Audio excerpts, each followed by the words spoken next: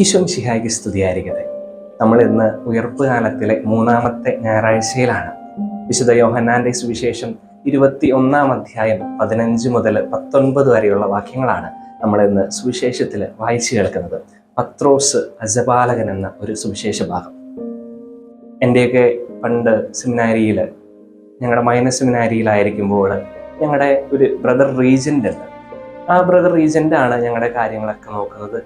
President, vice president, പിന്നെ ഒരു region brother ഞങ്ങളുടെ കാര്യങ്ങൾ ഞങ്ങളോട് കൂടെ ആയിരിക്കാനായിട്ട്, ഞങ്ങൾക്ക് സ്റ്റഡി പീരീഡ് ആകുമ്പോൾ ഞങ്ങളുടെ കൂടെ വന്ന് ആ സ്റ്റഡി പീരീഡിൽ ഞങ്ങൾ പഠിക്കുന്നുണ്ടോ എന്നൊക്കെ നോക്കാനായിട്ട്, ഞങ്ങൾ കളിക്കുമ്പോൾ അവിടെ വന്ന് ഞങ്ങളുടെ കളികളൊക്കെ നല്ല രീതിയിൽ കളിക്കാനായിട്ട് ഞങ്ങളെ സഹായിക്കുന്ന, പ്രാർത്ഥിക്കാനായിട്ട് ഞങ്ങളെ ചാപ്പലിൽ ഇരിക്കുമ്പോൾ ഞങ്ങളെ പ്രാർത്ഥിക്കാനായിട്ട് സഹായിക്കുന്ന ഒരു ബ്രദർ റീജൻ്റ് ഉണ്ടായിരുന്നു. ആ സമയത്താണ് ഞങ്ങൾ സെമിനാരിയിൽ ചേർന്ന ആ സമയങ്ങളിൽ വലിയ കുഴപ്പമൊന്നും ഉണ്ടായില്ല. ഞങ്ങൾക്ക് പരിചയപ്പെട്ടൊക്കെ വരുന്ന ഒരു കാലഘട്ടമായിരുന്നു. അതുകൊണ്ട് തന്നെ വലിയ ബുദ്ധിമുട്ടുകളൊന്നും തന്നെ ആദ്യത്തെ ആ ഒരു 1-2 മാസക്കാലം ഉണ്ടായിരുന്നില്ല. കുറച്ച് ഹോം സിക്നെസ് മാത്രമാണ് എല്ലാവർക്കും ഉണ്ടായിരുന്നത്. പക്ഷേ ഞങ്ങൾ പരസ്പരം പരിചയപ്പെട്ട് അങ്ങനെ ദിവസങ്ങൾ കടന്നു പോയപ്പോൾ ഞങ്ങൾ കൂടുതലായിട്ട് സൗഹൃദങ്ങൾ പങ്കിട്ടു. അങ്ങനെ കോർട്ടിൽ ഞങ്ങൾ കളികളുടെ ഇടയ്ക്ക് തല്ലുകൾ ഉണ്ടാവാറായി. പഠനത്തിൻ്റെ ആ സ്റ്റഡി റൂമിൽ ഇടയ്ക്ക് പഠിക്കാതെ ഞങ്ങൾ അലസമായിരുന്നിട്ടുണ്ട്. പ്രാർത്ഥിക്കാനായിട്ട് ചാപ്പലിൽ ചെന്നിരിക്കുമ്പോൾ ചിലപ്പോൾ പ്രാർത്ഥിക്കാനായിട്ട് സാധിക്കാതെ ഉറങ്ങിപ്പോയ നിമിഷങ്ങളൊക്കെ ഉണ്ടായിട്ടുണ്ട്. പക്ഷേ ഇവയൊക്കെ കണ്ടുകൊണ്ട് ഈ ഒരു പറഞ്ഞ റീജിയൻ ബ്രദർ ഞങ്ങളുടെ കൂടെ ഉണ്ടായിരുന്നു.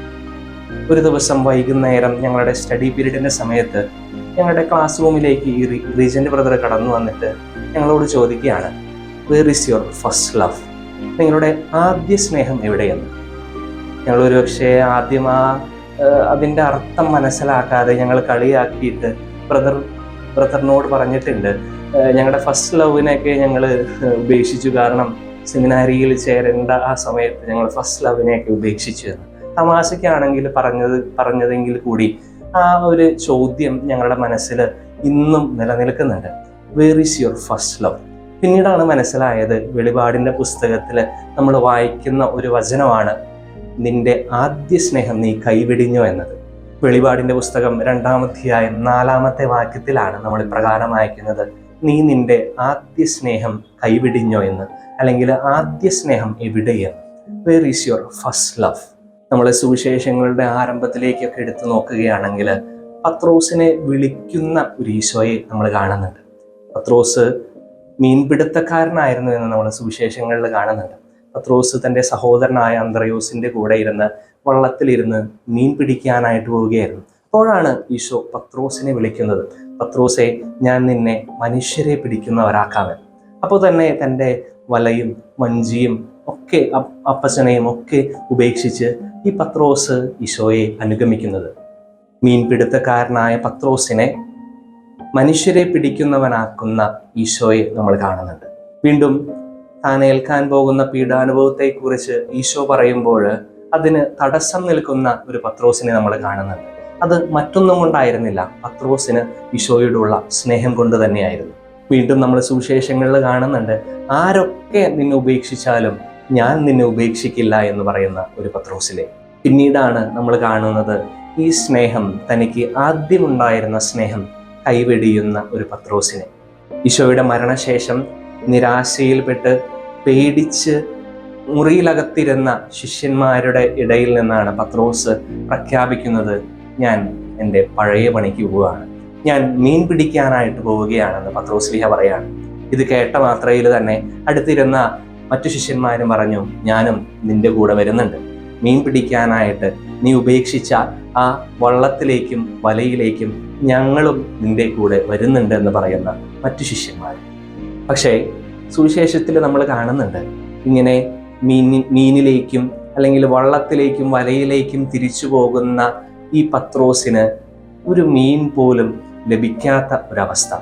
അവിടെയാണ് ഈശോ അവരുടെ മുൻപിൽ, അവരുടെ ഇടയിൽ പ്രത്യക്ഷപ്പെട്ട് അവരോട് പറയുകയാണ്, വള്ളത്തിൻ്റെ വലതുവശത്തേക്ക് വലയെറിയുകയെന്ന്.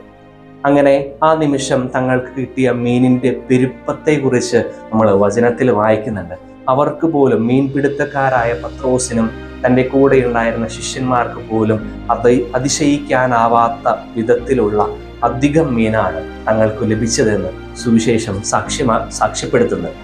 അത്രത്തോളം മീൻ പിടിച്ച ആ ശിഷ്യര് ഈശോയാണ് തങ്ങളോട് വലതുവശത്ത് മീൻ പിടിക്കാനായി വലയിറക്കാനായിട്ട് പറഞ്ഞതെന്ന് മനസ്സിലാക്കുമ്പോൾ നഗ്നനായിരുന്ന പത്രോസ് പുറങ്കുപ്പായം എടുത്ത് വെള്ളത്തിലേക്ക് ചാടുകയാണ്.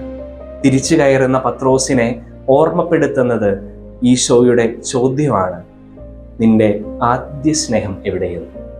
3 പ്രാവശ്യം ഈശോ പത്രോസിനോട് ചോദിക്കുകയാണ്, നീ എന്നെ സ്നേഹിക്കുന്നുവോ? ആദ്യം ചോദിക്കുന്നത്, നീ ഇവരെക്കാൾ അധികമായി നീ എന്നെ സ്നേഹിക്കുന്നുവെന്നാണ്. വീണ്ടും 2ാമതും 3ാമതും ഇവയേക്കാൾ അധികമായി നീ എന്നെ സ്നേഹിക്കുന്നു എന്ന് ഈശോ പത്രോസിനോട് ചോദിക്കുകയാണ്. മംഗലപ്പുഴ സെമിനാരിയിലെ മുൻപത്തെ റെക്ടറായിരുന്ന ഫാദർ മാത്യു ഇല്ലത്തുപറമ്പിലച്ഛൻ്റെ വിശുദ്ധ പീഡകൾ എന്ന പുസ്തകത്തിലെ കുറച്ച് ഭാഗങ്ങൾ വായിക്കാനായിട്ട് ഇടയായി. അതിൽ പറഞ്ഞിരിക്കുന്നത് ഇപ്രകാരമാണ്: 3 പ്രാവശ്യം തന്നെ തള്ളിപ്പറഞ്ഞ പത്രോസിന് 3 പ്രാവശ്യം നിന്നെ സ്നേഹിക്കുന്നു എന്ന് ഏറ്റുപറയുവാനായിട്ട് ഒരു തീക്കൂനയുടെ അനുഭവം ഈശോ അവിടെ പുനർസൃഷ്ടിക്കുകയായിരുന്നു. 3 പ്രാവശ്യം തീക്കൂനയുടെ മുൻപിലിരിക്കുമ്പോഴാണ് പത്രോസ് ഈശോയെ തള്ളിപ്പറയുന്നത്. ഇവിടെ വീണ്ടും തീക്കൂനയുടെ മുൻപിലായിരിക്കുമ്പോൾ, അപ്പം തിന്നതിന് ശേഷം തീക്കൂനയുടെ മുൻപിലായിരിക്കുമ്പോഴാണ് ഈശോ ഈ ഒരു ഭാഗം അല്ലെങ്കിൽ ഈ ഒരു സന്ദർഭം, തീക്കൂനയുടെ സന്ദർഭം വീണ്ടും പുനർസൃഷ്ടിക്കുന്നത് തന്നെ 3 പ്രാവശ്യം സ്നേഹിക്കുന്നു എന്ന് ഏറ്റുപറയുവാനായിട്ട്. സ്നേഹത്തിൻ്റെ ഒരു വിളിയാണ് പത്രോസിന് ഈശോ നൽകുന്നത്. ഈശോ ഇവിടെ ചോദിക്കുകയാണ്, ഇവരെക്കാൾ അധികമായി നീ എന്നെ സ്നേഹിക്കുന്നു? Do you love me more? ഈ ഒരു അധിക സ്നേഹം നമ്മിൽ നിന്നും ഈശോയും പ്രതീക്ഷിക്കുന്നുണ്ട്. ബൈബിൾ വ്യാഖ്യാതാക്കള് പറയുന്ന 2 തരത്തിലുള്ള അർത്ഥങ്ങളുണ്ട്. ഇവയേക്കാൾ അധികമായി നീ എന്നെ സ്നേഹിക്കുന്നുവോ? ഇവരെക്കാൾ അധികമായി നീ എന്നെ സ്നേഹിക്കുന്നുണ്ട്. ഒരുപക്ഷെ നമ്മൾ ചിന്തിച്ചേക്കാം, ഈ മനുഷ്യരൊക്കെ ഈശോനെ സ്നേഹിക്കുന്നുണ്ട്, പക്ഷേ ഈ മനുഷ്യരെക്കാൾ അധികമായിട്ട് എനിക്ക് ഈശോയെ സ്നേഹിക്കാനായിട്ട് പറ്റുന്നുണ്ടോ? ഞാൻ മറ്റുള്ള വസ്തുക്കളെയും വ്യക്തികളെയും സ്നേഹിക്കുന്നുണ്ട്. ആ മറ്റുള്ള വസ്തുക്കളെയും വ്യക്തികളെയും സ്നേഹിക്കുന്നതിൽ ഉപരിയായിട്ട് എനിക്ക് ഈശോയെ സ്നേഹിക്കാനായിട്ട് പറ്റുന്നുണ്ട്. ഇങ്ങനെ സ്നേഹിക്കാനായിട്ട് പറ്റുമ്പോഴാണ് വിശുദ്ധ പത്രോസിനെ ഏൽപ്പിച്ചതുപോലെ ആടുകളെയും കുഞ്ഞാടുകളെയും ഈശോ നമ്മെയും വരമേൽപ്പിക്കുന്നത്. ഒരുപക്ഷെ നീ എന്നെ സ്നേഹിക്കുന്നു എന്ന് 1ാമത്തെ പ്രാവശ്യവും 2ാമത്തെ പ്രാവശ്യവും ഈശോ ചോദിച്ചപ്പോൾ പത്രോസിന് അത്രയങ്ങോട്ട് വിഷമമുണ്ടായിരുന്നില്ല.